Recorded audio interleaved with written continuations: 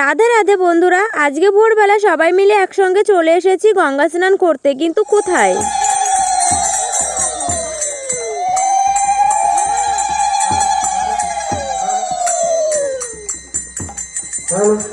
আমাদের গ্রামে 1 মাস ধরে যে ভোর কীর্তন গাওয়া হয়েছে তার আজকে শেষ দিন। তার জন্য সবাই মিলে চলে যাচ্ছি ভোরবেলা গঙ্গা স্নান করতে।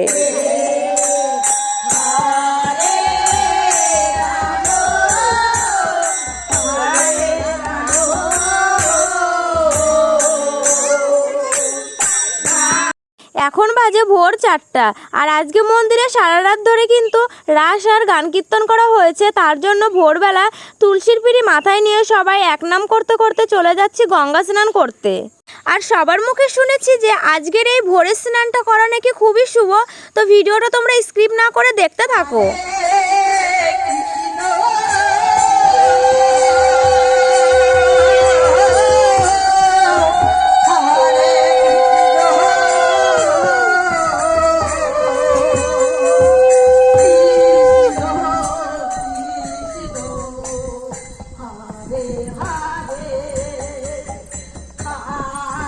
আর রাস্তায় যেতে যেতে আর একটা দলের সম্মুখীন হয়ে গেলাম।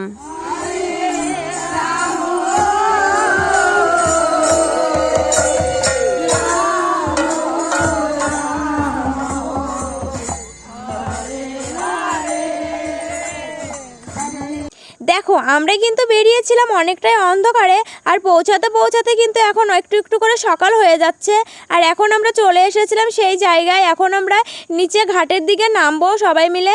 এখন সবাই স্নান করার জন্য প্রস্তুতি নিচ্ছিল। আর এখানে কিন্তু ছট পূজা করা হয়েছে, তার জন্য দেখো ঘাটটা কিন্তু খুব সুন্দর করে সাজানো রয়েছে। তো চলো আমরাও ফটাফট করে স্নানটা সেরে নিই। আর এই স্নানটা করতে হবে সূর্য ওঠার আগেই। তো আমাদের সবাই কিন্তু সূর্য ওঠার আগেই স্নানটা করে নিয়েছিল। এখন সবার স্নান করা হয়ে গিয়েছে, আর ঘাটের পাড়ে সবাই মিলে এখন বসে একটু পূজা করে নেব। তারপরে এখন সবাই মিলে চলে যাব আবারও কীর্তন করতে করতে বাড়িতে।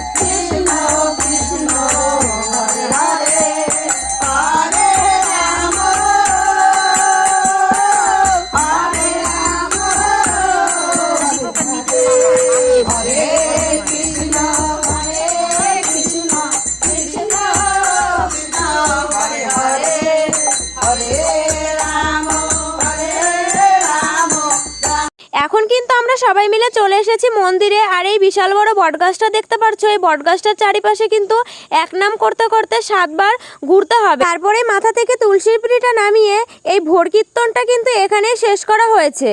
আর এখন সবাইকে প্রসাদ দেওয়া হচ্ছে। তো আজকের ভিডিওটা এখানেই শেষ করছি। দেখা হবে রাত্রে অন্য কোনো ভিডিওর সঙ্গে।